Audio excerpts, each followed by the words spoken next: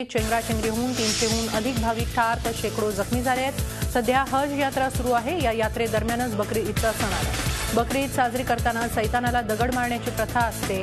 याच वेळी ही चेंगराचेंगरीची दुर्घटना घडली आहे। याआधी 11 सप्टेंबरला मक्का मशिदीत क्रेन कोसळून 100हून अधिक जणांचा बळी गेला होता। सौदी अरेबियामधील मक्का सरकारच्या सतत संपर्कात आहे। भारतातून यावेळेस हज यात्रेला जवळपास 1,30,000 यात्रेकरू गेले।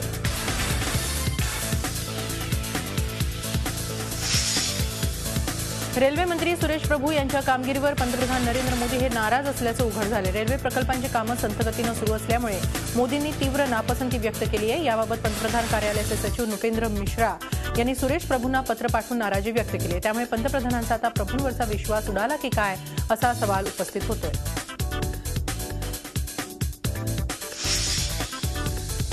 पंतप्रधान नरेंद्र मोदी आपल्या 5 दिवसांच्या दौऱ्यावर अमेरिकेत त्यांचं आगमन झालं। पहिले 2 दिवस न्यूयॉर्कमध्ये भरगच्च कार्यक्रम आहे। त्यानंतर मोदी कॅलिफोर्नियामध्ये 1 दिवस घालवणार आहेत।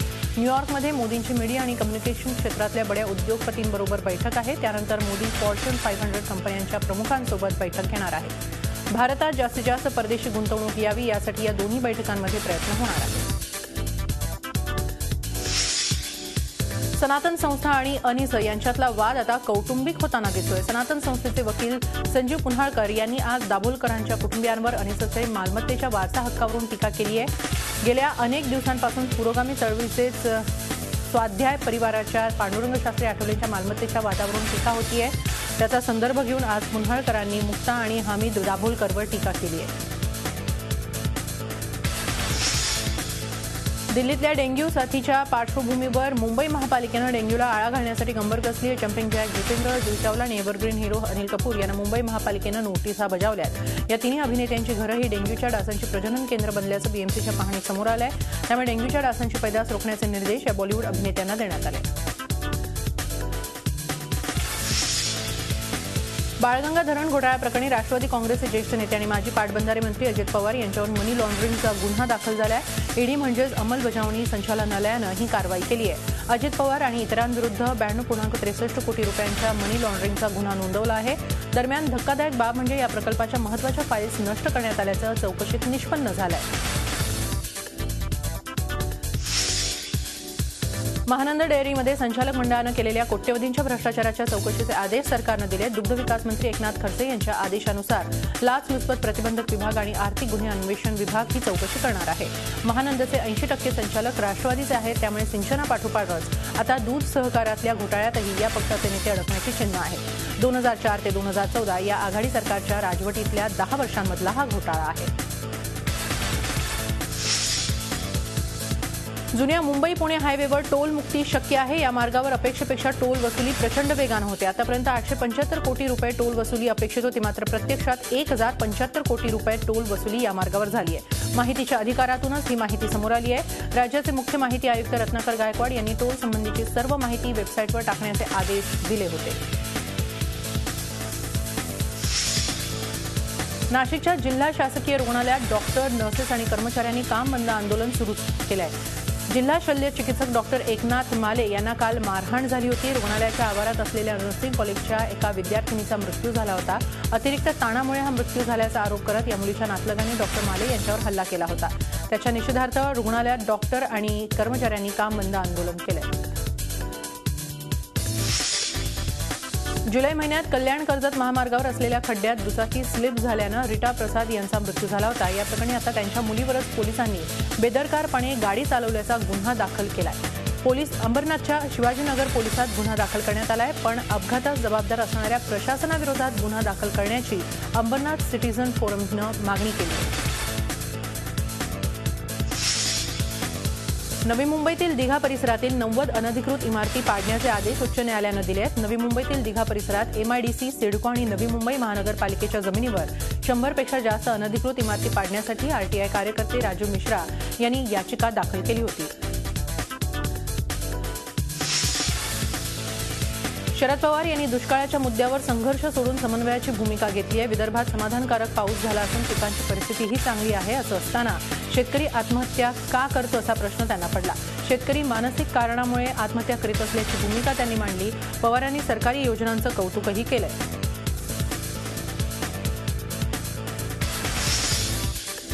कृषी पंपाला वीज न मिळाल्यामुळे शेतकऱ्यांच्या आत्महत्या होत असतील तर ऊर्जा मंत्र्यांना फासावर लटकवा, असं धक्कादायक विधान स्वाभिमानी शेतकरी संघटनेचे प्रदेशाध्यक्ष सदाभाऊ खोत यांनी केलंय।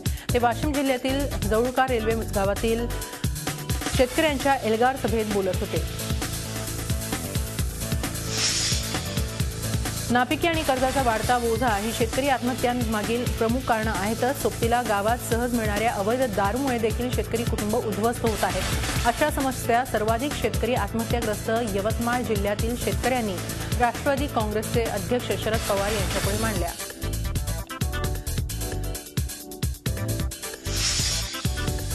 बकरी ईदच्या पार्श्वभूमीवर बकरा खरेदी आणि विक्रीसाठी बाजारात लगबग वाढली। मात्र धावणाऱ्या पळणाऱ्या मुंबईत बकरा खरेदी करण्यासाठी नागरिकांना वेळही मिळत नाही।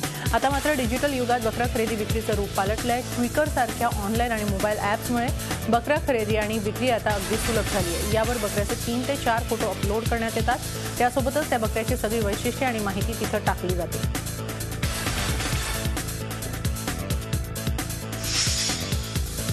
जगातील सर्वात मोठी कार बनवणारी जर्मन कंपनी फोक्सवॅगनचे सीईओ मार्टिन विंटरकॉर्न यांनी राजीनामा दिलाय।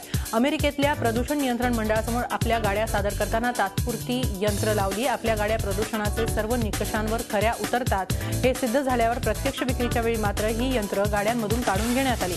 हा घोटाळा समोर आल्यावर नुकताच अमेरिकेमध्ये फोक्सवॅगन कंपनीला कोट्यवधी डॉलर्सचा दंड ठोठावण्यात आला।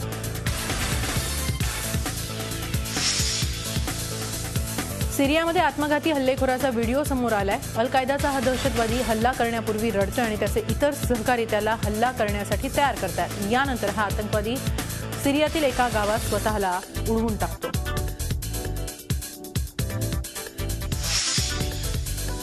सिरियामध्ये मध्य आशियातून आलेल्या दहशतवाद्यांनी अल कायदा या दहशतवादी संघटनेशी संबंध असल्याचं कबूल केलंय। उझबेक, ताजिक आणि चेचेनचे हे दहशतवादी आहेत। अलेप्पोमध्ये अशा प्रकारचे 1500 दहशतवादी आहेत। अमेरिकेच्या आयोवामध्ये मुसळधार पाऊस आणि वादळामुळे पूरस्थिती निर्माण झाली आहे। पावसामुळे रस्ते पाण्याखाली गेले आहेत। अनेक ठिकाणी 4 चाकी वाहनं पाण्यामुळे रस्त्यात अडकून पडलेली आहेत।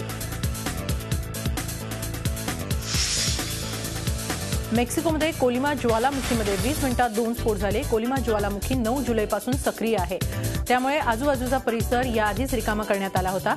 मेक्सिकोमध्ये 3000हून अधिक ज्वालामुखी आहेत, मात्र यामध्ये 14 ज्वालामुखी सक्रिय मानण्यात येतात। उरुग्वेमध्ये सरकारी इमारतीवर कब्जा करणाऱ्या शिक्षक आणि विद्यार्थ्यांबरोबर पोलिसांची झटापट झाली। यावेळी पोलिसांना लाठीमारही करावा लागला। दरम्यान मॉन्टेव्हिडिओ शहरात विद्यार्थी आणि शिक्षकांना शिक्षणासाठीच्या फंडात वाढ हवी आहे। इस्रायल सैनिकांकडून मारल्या गेलेल्या एका फिलिपाईन्स विद्यार्थिनीला सुपुर्दे खां करण्यात आलंय।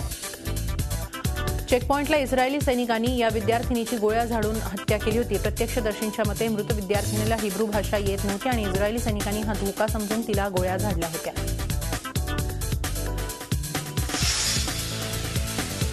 अमेरिकन नागरिकांना आता त्यांच्या देशातील 4 राज्यात जाण्यासाठी पासपोर्टची आवश्यकता लागणार आहे। न्यूयॉर्क, न्यू हॅम्पशायर, लुसियाना आणि मिनेसोटा या राज्यात नवी व्यवस्था पुढच्या वर्षीपासून लागू होईल। सुरक्षा मजबूत करण्याच्या दृष्टीनं हा नवा कायदा करण्यात आला आहे। अमेरिकेचे राष्ट्राध्यक्ष बराक ओबामा आणि पोप फ्रान्सिस यांच्यामध्ये जवळपास 40 मिनिटं चर्चा झाली। या भेटीची अधिक माहिती देणं व्हाईट हाऊसकडून टाळण्यात आलं। याआधी पोपने जलवायू परिवर्तनावर नियंत्रण आणण्यासाठी अमेरिकेनं ठोस पावलं उचलण्याचा सल्ला दिला होता। मॉस्कोमधील सर्वात मोठ्या मशिदीचं उद्घाटन करण्यात आलं। यावेळी रशियन राष्ट्रपती व्लादिमीर पुतीन यांनी धार्मिक सहनशीलतेवर अधिक जोर दिला। त्याचप्रमाणे त्यांनी इसिस इस्लाम विरोधी असल्याचं म्हटलं। मॉस्कोमधील या मशिदीत एकाच वेळी 10,000 जणांना नमाज अदा करता येणार आहे। इजिप्तचे राष्ट्रपती अब्दुल अल सिसी यांनी जवळपास 100 कैद्यांना सोडून दिलं। यामध्ये 3 पत्रकारांचा समावेश आहे। 3 पत्रकारांवर बिना लायसन्स इजिप्तमध्ये पत्रकारिता करण्याचा आणि इजिप्त विरोधी वृत्तांकन करण्याचा आरोप होता।